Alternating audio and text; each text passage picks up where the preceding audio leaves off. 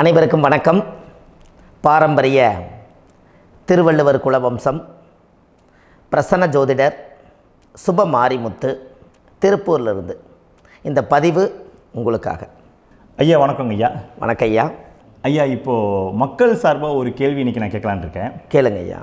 ஐயா அதாவது இந்த ஜாதகத்தில் முடக்கு இருக்கு, ஜாதகத்தையும் முடக்கிருச்சு, கண்டிப்பாக அதனால் வாழ்க்கையில் நிறைய பிரச்சனைகள் அப்படின்னு சொல்லி நிறைய பேர் கேட்குறாங்க. கண்டிப்பாங்க ஐயா. இந்த முடக்குங்கிறது என்னங்க ஐயா? அதற்கும் கர்மாவுக்கு ஏதாவது சம்மந்தம் இருக்காங்க ஐயா? ரொம்ப பற்றி சொன்னீங்கன்னா ரொம்ப உதவியாக இருக்குங்க. நல்ல கேள்விங்க ஐயா. இந்த கர்மாவே முதல் எங்கேருந்து வருது அப்படிங்கிறது தான் இப்போ நம்ம சொல்ல போகிறோம். இது வரைக்கும் எத்தனையோ கருத்துக்களெல்லாம் நீங்கள் இந்த உலகத்தில் கேட்டிருப்பீங்க.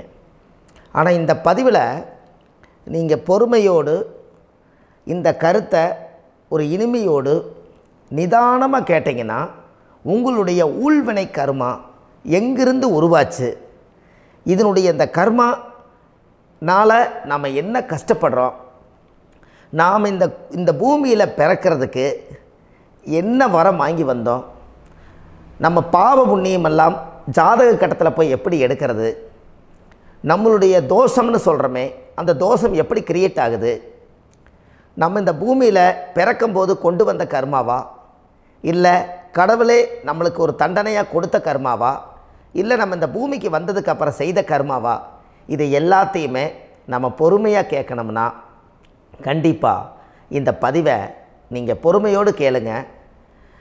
உங்களுக்கு இதில் ஒரு பெரிய ஒரு ரகசியம் ஒன்று அடங்கியிருக்குது. அந்த ரகசியத்தை தான் இன்றைக்கி இந்த உலகத்துக்கு அரங்கேற்றம் பண்ணுறேன். இந்த முடக்கு நம்ம ஐயா கேட்டதில் ஒரு அற்புதமான ஒரு விஷயம் என்ன அப்படின்னு கேட்டிங்கன்னா, முடக்குங்கிறது அந்த காலத்தில் பெரிய திறமையை கட்டி போட்டு வச்சுட்டா நம்மனால் அது இயங்க முடியுமா? முடியாது இல்லைங்களா ஐயா? முடியாது. அப்போது அதே மாதிரி ஜாதக கட்டத்தில் நமக்கு வேண்டிய யோகத்தை கடவுளே நம்மளுக்கு நாம் செய்த பாவத்தினால அது முடக்கி வச்சிருச்சுன்னா அந்த பாவகத்தை அந்த ஜாதகர் அனுபவிக்க முடியுமா? அனுபவிக்க முடியாது. அப்போது அந்த அனுபவிக்க முடியாமல் வெளி உலகத்தில் போய் நம்ம தேடி போன பிறவியில் செய்த பாவத்தை இந்த பிறவியில் நீங்கள் தேடி கண்டுபிடிச்சி வாழ்க்கையில் நீங்கள் எப்போ மேலுக்கு வர்றது?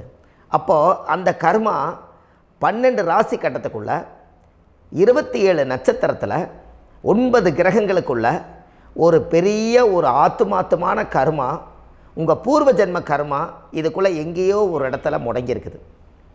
இந்த முடக்கை மட்டும் உங்கள் ஜாதகத்தில் நீங்கள் கண்டுபிடிச்சிட்டிங்கன்னா ஹைலைட்டாக வாழ்கிறதுக்கு, இந்த உலகத்தில் சுதந்திரமான வாழ்க்கை வாழ்கிறதுக்கு ஒரு மிகப்பெரிய பொக்கிஷம் உங்கள் ஜாதகத்துக்குள்ளேயே இருக்குது.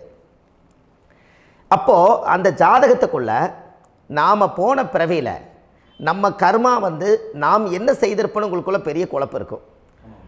என்னங்க ஐயா, நீங்கள் என்ன கர்மா பண்ணிட்டு வந்தீங்க, நாம் போன பிறவியில் நம்ம யாரை ஒரு வதச்சோம், யாரை நம்ம மனசை புண்படுத்தினோம், நம்ம தாத்தாவுக்கு சோறு போட்டோமா, நம்ம பாட்டனுக்கு சோறு போட்டோமா, நம்ம முப்பாட்டனுக்கு சோறு போட்டோமா, நம்ம கொள்ளுப்பாட்டனுக்கு சோறு போட்டோமா, அப்போ நம்ம அப்பாவுக்கு நம்மளை பெற்றவருக்கு நம்ம சாப்பாடு கொடுத்தோமா, இவங்களுக்கெல்லாம் நம்ம சேவை பணிவிடைகள் செஞ்சோமா, நம்மளுடைய உறவுகளுக்கெல்லாம் அரவணைச்சு போனோமா, நம்மளுடைய இந்த மாதிரி நாம் இரத்த சம்பந்த உறவுகளில் இருந்து தான் இந்த உலகத்துக்கு நம்ம வெளியில் வந்திருப்போம். அப்போது வெளியில் நீங்கள் நிற்கிறீங்க, அப்படியே மேலே போய் பார்த்தீங்கன்னா ஒரு 7 தலைமுறையில் ஒவ்வொருத்தரும் செய்த கர்மாவெல்லாம் நம்ம பிளட்டு ரிலேட்டிவாக இப்போ நீங்கள் கரண்ட்டில் இருக்கிறவங்ககிட்ட தான் டெபாசிட் பண்ணியிருக்கோம். அப்போ இது தெரியாமல் நாம் ஜாதகத்துக்குள்ளே போய் தசாபுத்தி நல்லா தனுங்க இருக்குது, நான் ரொம்ப கஷ்டப்படுறேன், என் ஜாதகத்தில் போய் பார்த்தேன் எல்லா கிரகங்களும் நல்ல வலிமையாக இருக்குன்னு சொன்னாங்க, ஆனால் இன்னும் என்னுடைய கடன் அடையலை, இன்னும் என்னோடய கர்ம தீர்ந்த மாதிரியே தெரியல, எனக்குள்ள ஒரு தாட்டு என்னமோ நான் ஒரு பின்தங்கின வாழ்க்கையிலே வாழ்ந்துட்டுருக்கேன் அப்படின்னு நீங்கள் சொல்லும்போது, அப்போ இதையெல்லாம் தாண்டி ஒரு கர்மா உங்களுடைய ராசி கட்டத்துக்குள்ளே எங்கேயோ ஒரு பக்கத்தில் ரகசியமாக புதைஞ்சிருக்கு. அப்போது அந்த ரகசியமாக புதைஞ்சிக்கக்கூடிய அந்த முடக்கு தான் இன்றைக்கி இந்த உலகத்துக்குள்ளே நீங்கள் தெரிஞ்சுக்கக்கூடிய விஷயம். அப்போ அந்த முடக்குங்கிறது ஒன்று உண்மை. இந்த உலகத்துக்கு நம்மளை எல்லாத்துலேயும் நல்லா யோசிச்சு பாருங்கள். 12 ராசி கட்டம் இருக்குதுங்களா ஐயா? ஆமாங்க ஐயா. ஆனால் கிரகம் எத்தனை இருக்குதுங்க? 9 தான் இருக்குங்க ஐயா. ஆமாம், 12 ராசிக்கு 12 கட்டத்துக்கு 12 கிரகம் கொடுத்துருக்கலாமல்ல கடவுள். அப்போ ஏன் 3 கட்டத்தை மட்டும் எம்டி பண்ணி மீதி 9 கிரகத்தை வச்சுக்கிறாருன்னா, அப்போ நாம் செய்த 3 தலைமுறை கர்மாவுக்கு அது எந்த கட்டம் பிளாக் ஆகுதோ அந்த கட்டத்துக்குள்ளே ஏதோ ஒரு ரகசியம் இருக்கிறனால தானே எங்கேயோ ஒரு பக்கத்தில் நீங்கள் கண்டிப்பாக கர்மாவில் மாட்டுவீங்கிறது கடவுளே படைச்சு தானே இதை உருவாக்கியிருக்காரு. 12 ராசிக்கு 12 கட்டம் கொடுத்துருந்தா எங்கே நீங்கள் சுற்றி வந்தாலும் ஏதோ ஒரு வீட்டுக்குள்ளே போய் உட்காந்துக்கலாம். ஆனால் ஒரு வீடு சுத்தமாக இருக்குது, ஒரு வீட்டில் 4 கிரகம் இருக்குது, ஒரு வீட்டில் 3 கிரகம் இருக்குது, ஒரு வீட்டில் 5 கிரகம் இருக்குது, ஒரு 3 வீடு 4 வீடு காலியாக இருக்குது. அப்போ எங்கேயோ ஒரு ராசி கட்டத்துக்குள்ளேயே கடவுளுடைய கர்மா விளையாட்டு, அது ரகசிய விளையாட்டு தான். அப்போது இந்த இடத்துல தான் உங்கள் ஜாதகத்தில் முடக்கு இருக்குது. இந்த முடக்கை நீங்கள் எப்படியெல்லாம் அதை ஆராய்ச்சி பண்ணி கண்டுபிடிக்க முடியும் அப்படிங்கிற ஒரு விஷயத்தை தான் இன்றைக்கி நம்ம இந்த உலகத்துக்குள்ளே இதை நுழைக்க போகிறேன். இப்போ அப்பா செய்த பாவம்னு ஒன்று இருக்குமில்லங்க ஐயா, நம்ம அறியாத வயசில் தெரியாதில்ல, அப்பா செய்த பாவம் ஒன்று இருக்கும். அப்பாவுடைய சொத்து பிள்ளைக்குத்தானா, அப்பாவுடைய பாவம் பிள்ளைக்குத்தானே, என்னங்க ஐயா? சரி, அப்போ தாத்தா இருக்கிறாரு, தாத்தாவுடைய கர்மா உயிர் எங்கே எழுதி வைக்கிறாருங்க? அப்போது மகனை விட்டுறாரு. அப்போ தாத்தா மாதிரியே முகம் இருக்குது, தாத்தா மாதிரியே அவருடைய நடை உடை பாவனை இருக்குது, அவர் தாத்தாவுடைய ஜீனு தான் அப்படின்னு இவர் சொல்லும்போது, அப்போ தாத்தாவுடைய சொத்து பேரனுக்கு சொந்தம்னா தாத்தாவுடைய பாவம் எங்கே போகுங்க? Very good. அப்போ அப்போது இந்த கர்மா எப்படி டிரான்ஸ்ஃபர் ஆகுதுன்னு உங்களுக்கு தெரியுதா? அப்போ நீங்கள் போன பிறவியில் அந்த தாத்தாவுடைய பேரனை நீங்கள் பிறக்கிறதுக்கு கர்மம் உங்களை செயல்பட வச்சுருக்குது. அதனால் நீங்கள் தாத்தாங்கிறீங்க. அதனால் அந்த கௌரவமை எங்கள் தாத்தா சம்பாரித்த சொத்து நான் தான் அனுபவிக்கணுங்கிற விதியை நீங்கள் உருவாக்கிறீங்க. அப்போது இந்த ஜாதகத்தில் அந்த ஊழ்வினை தோஷந்தான் ஏதோ ஒரு வழியில் உங்களை கர்மாவை செயல்படுத்துது. அதனால தான் இந்த ஜாதகத்தில் எந்த ஒரு முடக்கை எடுக்கிறதா இருந்தாலும் சூரியன் என்ற நட்சத்திரம் எதுவோ அந்த நட்சத்திரத்துக்கு எந்த வீடு முடக்காகுதோ அங்கே தான் உங்களுடைய கர்மா ஒளிஞ்சிருக்கும். இதுதான் உங்களுடைய பெரிய ஒரு பொக்கிஷமான ரகசியம். சரிங்க ஐயா, இப்போ இதில் நவகிரகங்கள் 9 இருக்கும்போது ஏன் சூரியனை மட்டும் நம்ம இதில் எடுத்துக்கணும்னு நீங்கள் சொல்கிறீங்க? நல்ல கேள்விங்க ஐயா. நீங்கள் கேட்டீங்க பார்த்தீங்களா, 9 நவகிரகம் இருக்கும்போது சூரியனை மட்டும், அந்த சூரியன் என்ற நட்சத்திரம் பிறக்கும்போது அந்த வீடு மட்டும் முடக்காகுன்னு நீங்கள் கேட்டீங்க இல்லையா? இதுதான் அற்புதமான கேள்வி. ஏன் அப்படின்னு கேட்டிங்கன்னா, சூரியன்னா அப்பா, அப்பாவோட உயிர் கரு போய் அம்மாவுடைய பனிக்கூடத்தில் கர்ப்பத்தில் வச்சு 10 மாதம் 300 நாள் சுமந்து நீங்கள் இந்த பூமிக்கு வெளியில் வரும்போது நீங்கள் என்ன பாவத்தை இவங்க விதைச்சாங்களோ அந்த கர்மாவை வாங்கிட்டு தான் நீங்கள் வெளியில் பிரசவமாகறீங்க. இதுதானே? அப்போ சூரியன் என்ற நட்சத்திரம், அந்த சூரியனுங்கிறது உயிர் கருவல்லவா, அப்பாவுடைய உயிரணுக்கள் அம்மாவுடைய கருவிக்குள்ளே போய் நாம் குழந்தை வடிவத்தில் இருந்து 300 நாள் பாவ உன்னித்த பதிவில் ஏட்டை எழுதி ஒரு ஜாதகத்தை கையில் கொடுத்து பிறந்த உடனே உங்களுக்கு ஒரு ஏட்டை பெரட்டி நீ இப்படித்தான் விதி, இனிமேல் இப்படித்தான் நீ வாழணும்னு சொல்லி உங்கள் கர்மாவை நீங்கள் கர்மாவோடு தானே வெளியில் பிறக்கிறீங்க. அப்போ சூரியன் என்ற நட்சத்திரம் தானே இந்த உலகத்துக்கு ஒரு பெரிய ஒரு மகத்துவம். இப்போ பாருங்கள், விடிய வரைக்கும் நம்ம முழிச்சிட்ருக்குறோம், காலையில் சூரிய உதயமானால் அவங்கவுங்க செயல்படுறோம். மீதி எல்லா கிரகங்களுக்குமே வெளிச்சத்தை கொடுக்கக்கூடிய சக்தி சூரியனுடைய பிம்ப ஒளிக்குத்தானே உண்டு, என்னங்க ஐயா? அதனால தான் மேசத்து உச்ச வீடுன்னு சொல்லி மேசத்தை உச்சம்னு சொல்லி சூரிய உச்சத்தை அங்கே தான் வச்சாங்க. அப்போது அந்த காலச்சக்கரத்துக்கு 5ஆம் இடம் பூர்வ புண்ணியஸ்தானத்தில் போய் சிம்மத்தில் கொண்டு போய் சூரியனை ஆட்சி வீடுன்னு வச்சாங்க. அப்போது சூரியனில் இருந்து தான் அந்த மையப்புள்ளி உருவாகுது. அப்போ உங்களுடைய ஜாதகத்தில் அந்த சூரியனாகப்பட்டவர் பிறக்கும்போது நீங்கள் உங்கள் ஜாதகத்தை நீங்கள் எடுத்துக்கங்க ஐயா. நீங்கள் இன்றைக்கே போய் கதவை திறந்து உங்கள் பெட்டியை திறந்து பீர்வாவுக்குள்ளே உங்களுடைய ஜாதகம் இருக்குது, அந்த ஜாதகத்தை எடுத்து ஜோதிடர்கிட்டையே நீங்கள் சந்தேகம் கேட்குறக்கு முன்பு நீங்களே உங்களுடைய கர்ம பற்றி தெரிஞ்சுக்கிறதுக்கு இந்த பதிவில் உங்களுக்கு ஒரு ரகசியத்தை சொல்லித்தரேன். உங்கள் ஜாதகத்தில் இப்போ இது வரைக்கும் ராசி கட்டத்தை நீங்கள் பார்த்துருப்பீங்க, ஆனால் பாதசாரம்னு ஒன்று இருக்கும் இல்லைங்களா? ராசிக்கு பாதசாரம்னு ஒன்று இருக்கும். சூரியன் என்ன நட்சத்திரத்தில் இருக்குது, சந்திரன் என்ன நட்சத்திரத்தில் இருக்குது, செவ்வாய் என்ன நட்சத்திரத்தில் இருக்குது, புதன் என்ன நட்சத்திர காலில் நிற்குது, இதெல்லாமே அந்த சாரம் இல்லாத ஜோதிடம் சோரம் போய்விடும். அதனால் அந்த சாரத்தில் நிற்கிது பார்த்தீங்களா கிரகம், அதில் இப்போ நீங்கள் உங்களுடைய ராசி கட்டத்தை ஓப்பன் பண்ணுங்கள். இதில் ராசி கட்டத்தில் சூரியன் என்ற நட்சத்திரம்னு ஒன்று இருக்கும் இல்லைங்களா? அது எதுவாக வேணாலும் இருந்துட்டு போட்டோம். அந்த நட்சத்திரம் தான் நீங்கள் பிறக்கும்போது தாயுடைய கருவறைக்குள்ள கரு உருவான நட்சத்திரமே அதுதான். புரிஞ்சுங்களா ஐயா? பிறக்கும்போது நீங்கள் அந்த கருவுடைய நட்சத்திரம் அப்பா வந்து கருவை உருவாக்கி கர்மாவை விதைச்சது அந்த சூரியன் என்ற நட்சத்திரம் தான். அந்த வீட்டுக்கு தான் இந்த ராசி கட்டத்தில் உங்களுக்கு முடக்கு உருவாகுது. புரிஞ்சுங்களா ஐயா? அப்போது ஒரு ஜாதகத்தில் சூரியன் என்ற நட்சத்திரம் எதுவோ அதுதான் உங்களுடைய கர்ம நட்சத்திரம். இப்போ நம்ம பிறக்காதுக்கு முன்னாடி அப்பா கட்டத்தில் அந்த கர்ம டெபாசிட் ஆகிருக்கும். அதை ட்ரான்ஸ்ஃபர் எப்படி பண்ணுறாரு? அவருக்கு ஒரு கல்யாணம் மூச்சு, அவர் குடும்ப வாழ்க்கையில் வாழ்ந்து நம்மளோட உயிர் கருவை கொண்டு போய் ஊராம் பொண்ணை கல்யாணம் பண்ணி பொண்டாட்டின்னு எடுத்துக்கொண்டு அந்த பொண்டாட்டிங்கிற உரிமையாகி இவருடைய உயிர் கரு உருவாகி வாரிசுகள் வெளியில் வருது. அதானங்க ஐயா? அப்போது அந்த சூரியன் என்ற நட்சத்திரம் தான் இந்த உலகத்தில் ஒரு பிரம்மாண்டமான நட்சத்திரம். இந்த நட்சத்திரம் உங்கள் மனசுக்குள்ளே ஏதாவது இருந்துச்சுன்னா உங்கள் வீட்டில் ஏதாவது ஒரு நல்ல விஷயங்கள் நீங்கள் பண்ணுறதா இருந்தால் அந்த கர்மா நட்சத்திரம் சூரியனுடைய நட்சத்திரம் இருக்குது பார்த்தீங்களா, அந்த நட்சத்திரத்தில் எந்த ஒரு சேவைகளும் செய்யக்கூடாது. அதுதான் கர்மா. அதை போய் நீங்கள் ஆக்டிவேட் பண்ணி விட்டீங்கன்னா அது முன்னோர்களை வந்து நீங்கள் வந்து தொந்தரவு பண்ண மாதிரி. அந்த கர்ம நட்சத்திரம் தான் உங்கள் வாழ்க்கையில் அது புதஞ்சிருக்கிறதா. இப்போ குழந்தை பிறந்தாலோ சீர் சீமந்தங்கள் நீங்கள் செய்கிறதாலோ கல்யாணம் முக்கிறதுனாலோ உங்கள் ஜென்ம நட்சத்திரத்தன்னைக்கு கல்யாணம் பண்ண வேணாம்னு சொல்லிக்கிறாங்கல்லங்க. உங்களுக்கு ஜென்ம நட்சத்திரத்துக்கு முன்னாடி உங்களை உருவாக்குன நட்சத்திரம் தான் ஜென்ம நட்சத்திரம். அப்போ சூரியன் என்ற நட்சத்திரம் அப்பாவுடைய ஜென்ம நட்சத்திரமாக அந்த ஊழ்வினை கர்மம் செயல்படுது. அப்போ அந்த முடக்கு யார் வழியில் வந்தது? முன்னோர்கள் வழியில் வந்தது. முன்னோர்கள் கட்டி வச்சது யாரைய? குலதெய்வத்தை.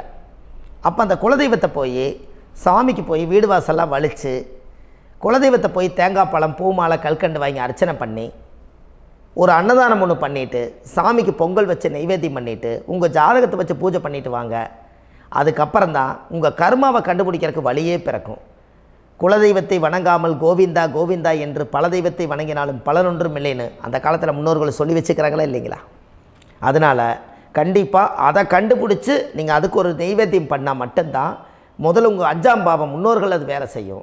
குலதெய்வ ஆலயத்துக்கு போயிட்டு வாங்க. போயிட்டு வந்துட்டு இந்த கர்மவினை தோஷத்தை நிவர்த்தி பண்ணுறதுக்குண்டான சரியான பரிகாரத்தை நம்ம எடுப்போம். அப்போது உண்மையாலுமே ஒரு ராசி கட்டத்துக்குள்ளே இந்த மாதிரி ஒரு அந்த கர்ம தோஷம் இருப்பதனால இந்த கர்மா தோஷத்துக்கு அந்த முடக்க தோஷங்கிறத நீங்கள் எடுத்து அதை கண்டுபிடிச்சி அந்த சூரியன் என்ற நட்சத்திரம் எந்த ராசி கட்டத்தில் போய் முடக்காயிருக்குதோ அந்த முடக்கு எந்த பாவகம் வந்து நம்மளுக்கு லாக் ஆகிருக்குதோ அந்த பாவகத்துக்கு உண்டான பரிகாரங்கள் அதுக்குரிய ஸ்தலங்கள் அந்த கோவில்களில் போய் சுவாமிக்கு தேங்காய் பழம் பூமாலை கல்கண்டு வாங்கி அர்ச்சனை பண்ணி நீங்கள் அந்த கோவிலுக்குள்ளே போய் உட்காந்து சாமி கும்பிட்டு வந்தீங்கன்னா உங்களுடைய ஜாதகத்தில் இருக்கக்கூடிய அந்த முடக்கு தோசை நீங்கி வாழ்க்கையில் நீங்கள் எதை சாதிக்க வந்தீங்களோ அந்த சாதனையை நீங்கள் சாதிச்சிட்ருப்பீங்க. புரிஞ்சுங்களா ஐயா?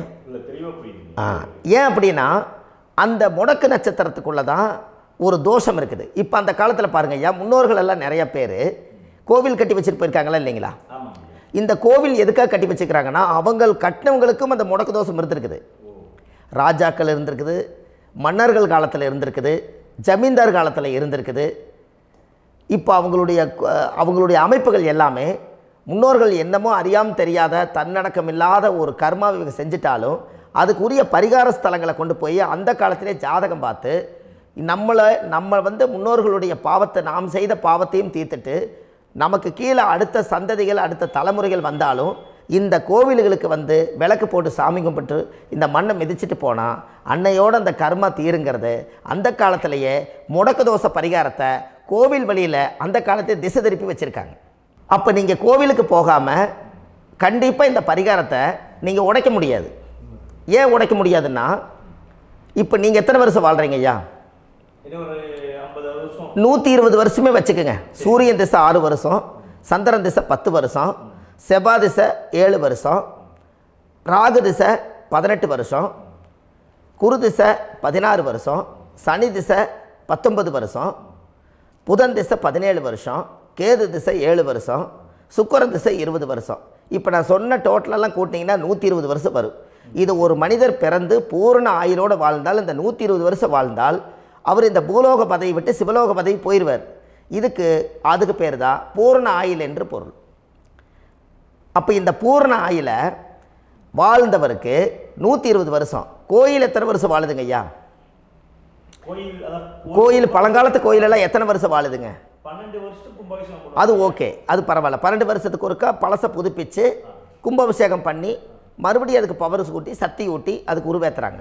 நான் சொல்கிறது கோயில் 5000 வருஷம் 4000 வருஷம் பெரிய பெரிய சித்தர்கள், மகான்கள், ரிஷிமார்கள், யோகிகள், சித்தர்கள் இவங்களெல்லாம் போய் கோவில்லையே சிவனையும் பெருமாளையும் வழிபாடு பட்டுட்டு கோவில்லையே ஒரு ஓரத்தில் ஜீவசமாதி ஆயிட்டாங்கன்னு பழைய கால கோயிலில் சித்தர்கள் குடியிருக்காங்களா இல்லைங்களா?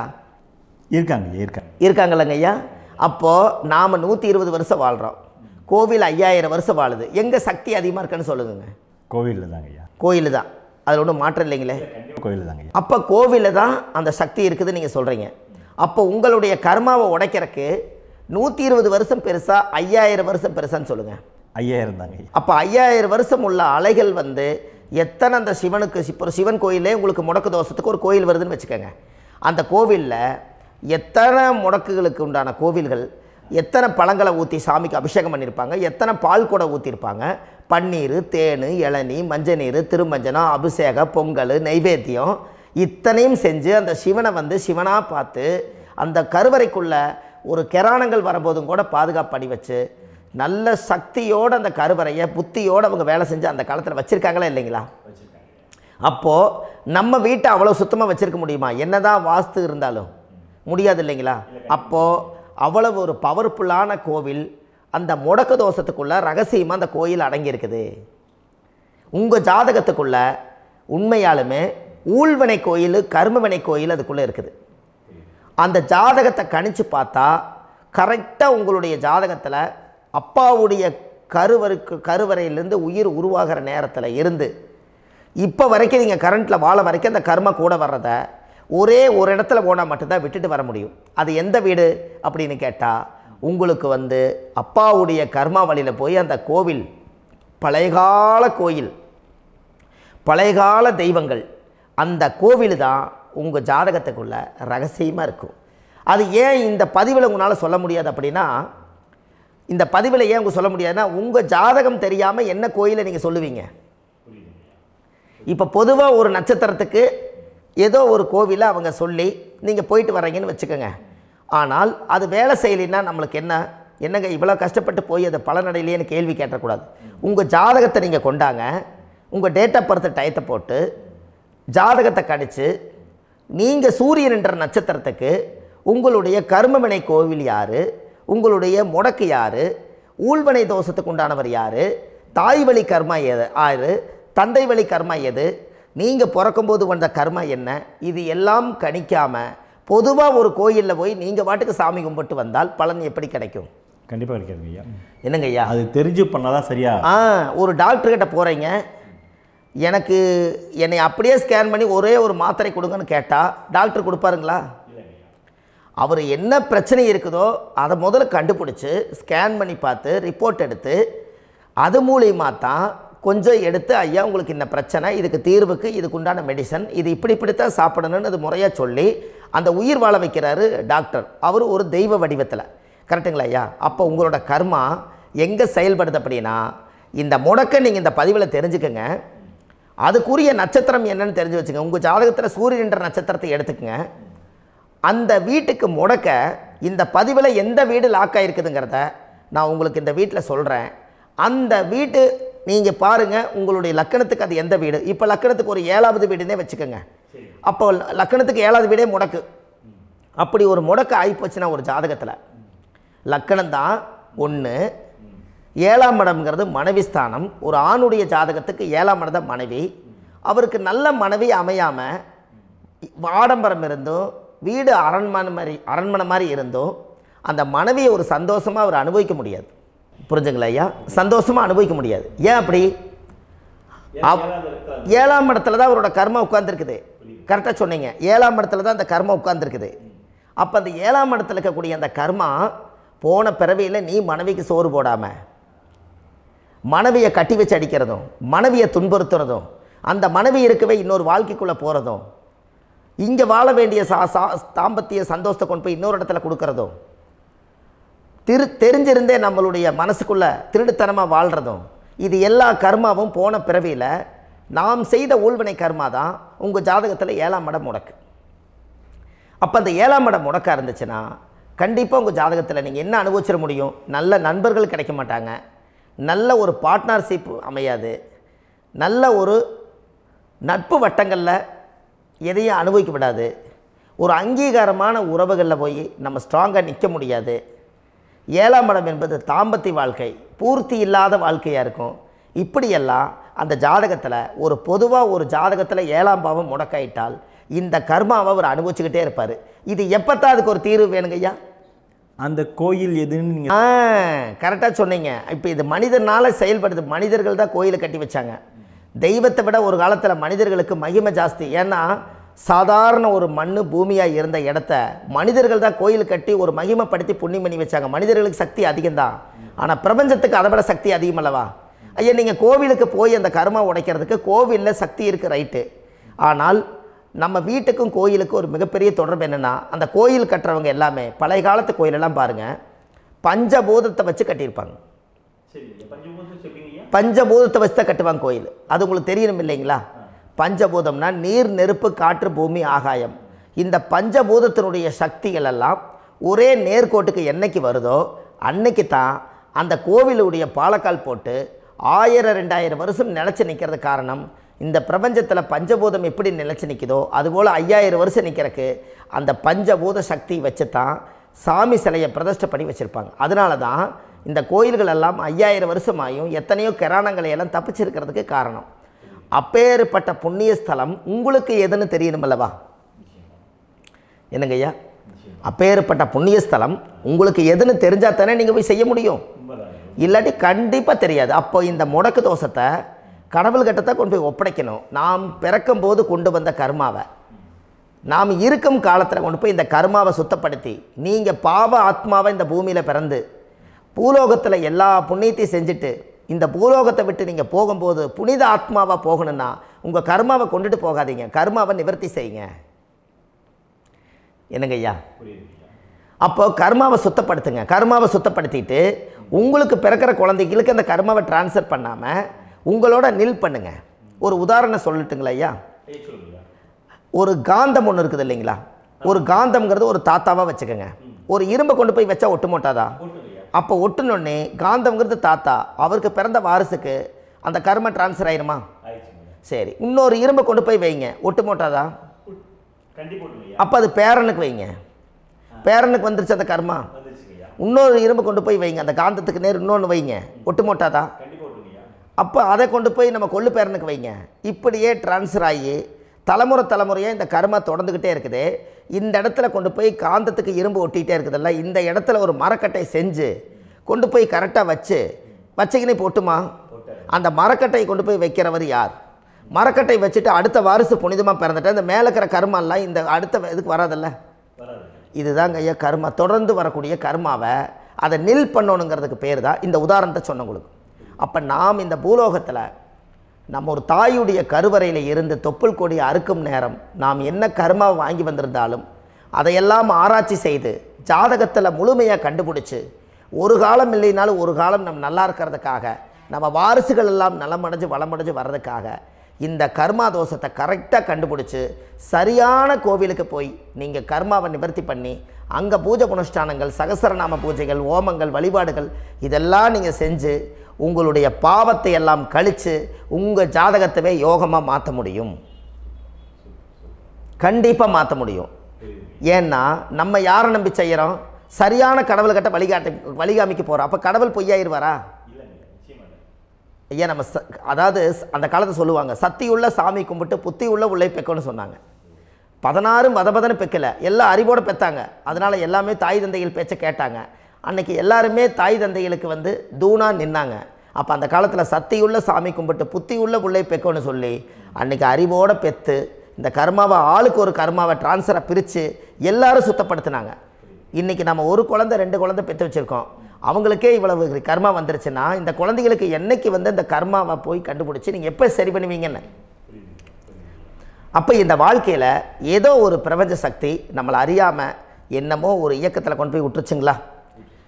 அப்போ இனிமேலாவது இந்த கர்மாவில் இருந்து கண்டிப்பாக நம்ம நிவர்த்தி ஆகணும்னு சொன்னால் இந்த முடக்கு தோஷத்தை யாரெல்லாம் கண்டுபிடிச்சி இந்த ஊழ்வினை கர்மாவில் இருந்து நாம் கருவறையில் சுமக்கும் போது 10 மாதம் நீங்களாம் என்னென்ன நினச்சிருப்பீங்க? அதாவது கருவறைக்குள்ள கருப்பாக ஒரு பிண்டம் இடப்பக்கம் கிடக்கையில் இந்த பூமிக்கு வரும்போது நீங்கள் என்னென்ன நினச்சிருப்பீங்க? இந்த பிறந்ததுக்கு அப்புறம் வந்து தான் அம்மா தெரியுது, அப்பா தெரியுது, தாத்தா தெரியுது, பாட்டி தெரியுது, இந்த உலகத்தில் கண்கொள்ளாத காட்சிகள் எல்லாம் தெரியுது, எல்லாம் தெரியுது. ஆனால் 10 மாதம் உங்கள் வாழ்க்கையில் நீங்கள் இருக்கும்போது நீங்கள் என்னென்னலாம் நினச்சி இந்த பதிவில் இறைவன் கொடுத்தாரோ அதையெல்லாம் அனுபவிக்கத்தான் வந்தீங்க. அதுக்கு இடையில இருக்கிறதான கர்மா. இந்த ஒரு விஷயம் உங்களுக்கு கிடச்சிருச்சுன்னா நீங்கள் எல்லாருமே ராஜயோகமாக பிழைப்பீங்கள்ல. இதில் ஏழை பணக்கார யாரையுமே சொல்ல வரல. அவங்க பிறக்கும்போது புண்ணியத்தை பொறுத்து தான் போன ஜென்மத்தில் நம்ம என்ன புண்ணியங்கள் பண்ணி வச்சோமோ அந்த புண்ணியத்தில் இன்றைக்கி நல்லா வாழ்கிறாங்க. ஒருத்தர் கேட்டார், என் ஜாதகத்தில்ங்க எங்கூட படித்தவர் இடம் வாங்கிட்டார், வீடு வாசல் கட்டிட்டார், தொழில் பண்ணிட்டார், நல்லா இருக்கார், ஆனால் நான் இன்னும் அப்படியே தான் இருக்கிறேங்கன்னு ஒருத்தர் கேட்டார். அதுக்கு ஒரு கருத்து என்னென்னா, டேட் ஆஃப் பர்த் ஒன்று தான், டைம் ஒன்று தானே வச்சுக்கோங்க. அவங்க அப்பா செஞ்ச புண்ணியம் வேறு, நீங்கள் செஞ்ச பாவங்கள் வேறு. அவர் செஞ்ச புண்ணியத்தினால அவருக்கு எல்லாமே முன்னாடி கிடைக்குது. நீ கர்மாவெல்லாம் கழிச்சிட்டினா பின்னாடி கிடைக்க போகுது. இதில் மற்றவங்களை பற்றி வேற்றுமையாக நினைக்கிறதுல எந்த ஒரு இதுவுமே இல்லை. அப்போ ஒருத்தர் பார்த்து ஒருத்தர் வாழ வேண்டாம். உங்களுடைய சுய அறிவை வச்சு இந்த பூலோகத்தில் இந்த பூமியில் நீங்கள் 4 தெரிஞ்சு நல்ல விதமாக கற்றுக்கிட்டு இந்த உலகத்தில் சிறப்பாக வாழ கற்றுக்குங்க. அதுக்கு அந்த ஊழ்வினை தோஷத்தை கண்டுபிடிங்க. உங்களுக்குன்னு ஒரு முடக்கு இருக்குதுங்கிறத இன்றைக்கி நீங்கள் எழுதி வைங்க. அதை எப்படியாவது கண்டுபிடிங்க, அதை தேடுங்க. ஒரு முறை நீங்கள் ஜாதகத்தை கொண்டு வாங்க. அந்த ஜாதகத்தை கொண்டு வந்து உங்கள் பாவகத்தில் எத்தனாம் பாவம் முடக்காயிருக்குதுன்னு பாருங்கள். அந்த பாவகம் முடக்காயிருச்சுன்னா உங்கள் வாழ்க்கையில் அதிலிருந்து உங்களால் வெளியில் வரவே முடியாது. கண்டிப்பாக வர முடியாது. அதை நீங்கள் கண்டுபிடிச்சா மட்டும்தான் நீங்கள் மேலே வர முடியும். ஏன்னா நிறைய பரிகாரங்கள், பூஜைகள், யாகங்கள், ஓமங்கள் எல்லாம் செய்து வச்சும் கூட அந்த கர்மவினைக்கு உண்டான கோவிலுக்கு போய் அந்த 5000 வருஷ பழமை வாய்ந்த தெய்வத்துக்கிட்ட போய் நீங்கள் முறையிட்டு விளக்கு போட்டு உங்கள் கர்மத்தை எல்லாம் நான் நீ தான் தீர்த்து கொடுக்கணும்னு சொல்லி நம்பிக்கையோடு போய் நீங்கள் போய் அந்த சரணாகதி அடையிறீங்க பாருங்கள், அங்கே தான் உங்கள் கர்மாவை எடுத்து விடுறாரு. அப்போ இந்த ரகசியம் உங்களுக்கு வேணுமல்லவா? அப்போ உங்கள் ஜாதகத்தில் எங்கே முடங்கி இருக்குது, அதுக்குரிய கோவில்கள் எல்லாம் என்ன, அதுக்கு தான பரிகாரம் என்ன, அதுக்கு நீர் பரிகாரம் என்ன, யாத்திரை பரிகாரங்கள் என்ன, நீங்கள் வீட்டில் இருந்தே செயல்படுத்தக்கூடிய பரிகாரங்கள் என்ன, பரிகாரம் கோவிலுக்கு போய்த்தான் நடக்குமா, இல்லை நாம் வீட்டில் வச்சு வணங்குறதுனால நடக்குமா, நாம் செய்யக்கூடிய தர்ம பரிகாரங்கள் என்ன, தான பரிகாரங்கள் என்ன, இப்படி பல விதமாக இருக்கிறனால உங்கள் ஜாதகத்துக்கு எந்த மாதிரி பரிகாரம் கனெக்ட் ஆகுதுங்கிறது தெரியணும். இது தெரியாமல் கண்டிப்பாக உங்களால் செயல்படுத்துறது ரொம்ப கஷ்டம்.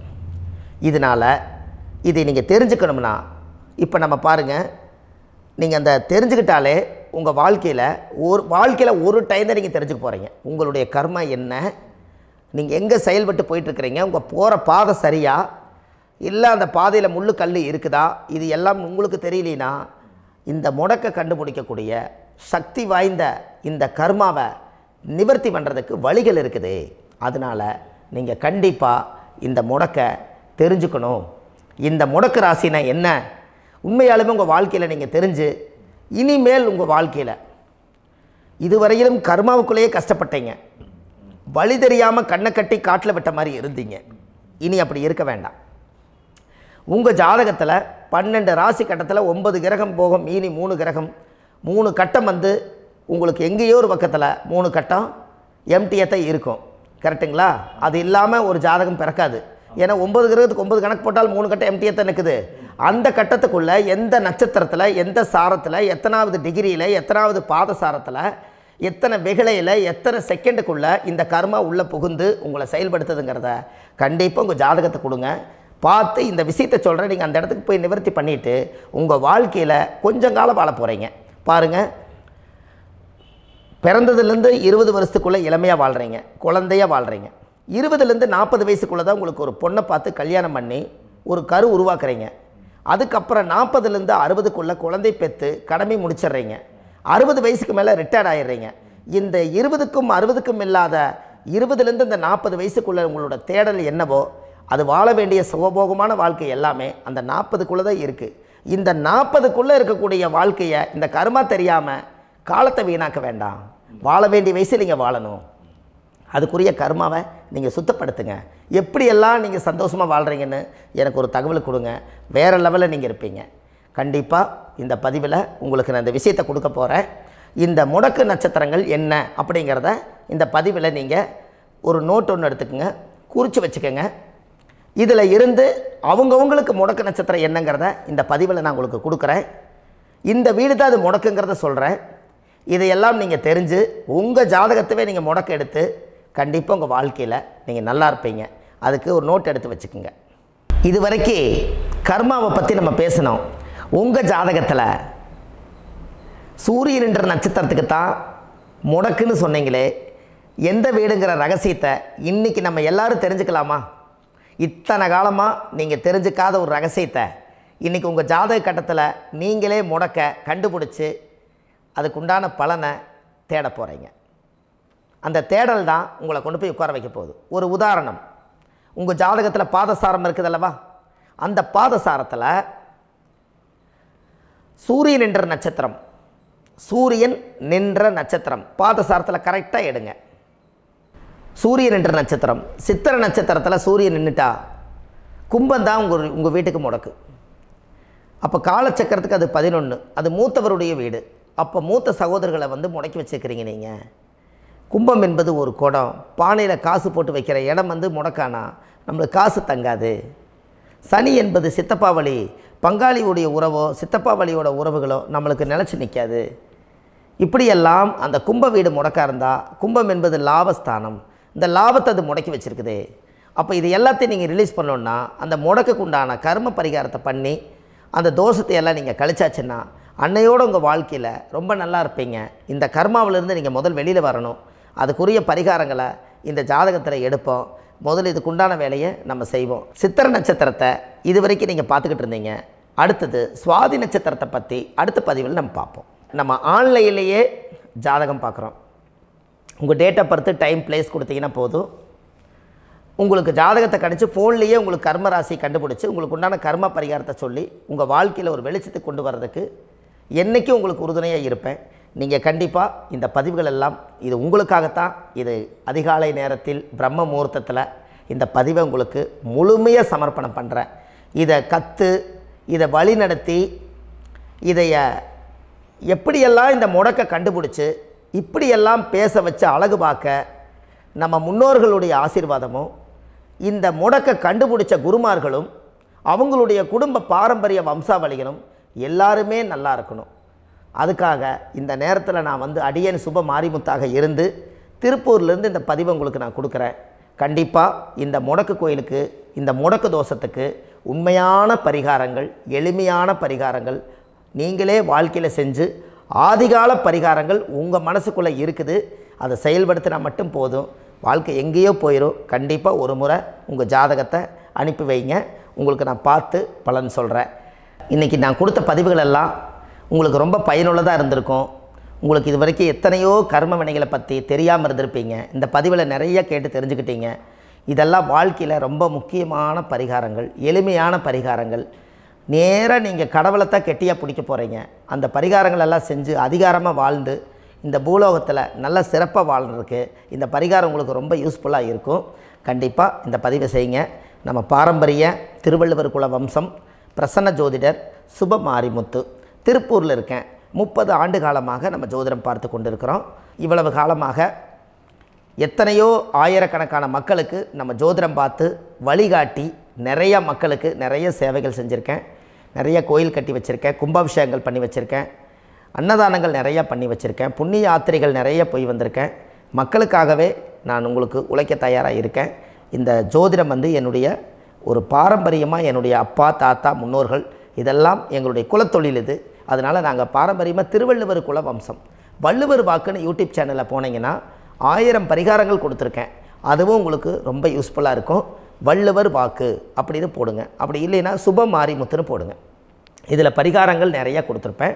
கண்டிப்பாக இதெல்லாம் நீங்கள் சந்தித்து நீங்கள் ஒரு சப்ஸ்கிரைப் பண்ணி வச்சுக்கோங்க. நான் போடக்கூடிய பதிவுகள் எல்லாமே உங்களுக்கு நோட்டிஃபிகேஷனை வந்துடும். அதனால் நீங்கள் ஒரு சப்ஸ்கிரைப் பண்ணி வச்சுக்கோங்க. தினமும் ஒரு தகவல் உங்களுக்கு கொடுத்துக்கிட்டே இருக்கேன். இதெல்லாமே உங்களுக்கு ஒரு பெரிய சந்தோஷமான நிகழ்ச்சிகள். என்றைக்கும் உங்களோட நான் வாழ்கிறேன். உங்களுடைய குடும்பத்தில் நான் ஒருத்தராக இருந்து குடும்ப ஜோதிடராக நான் இருப்பேன்.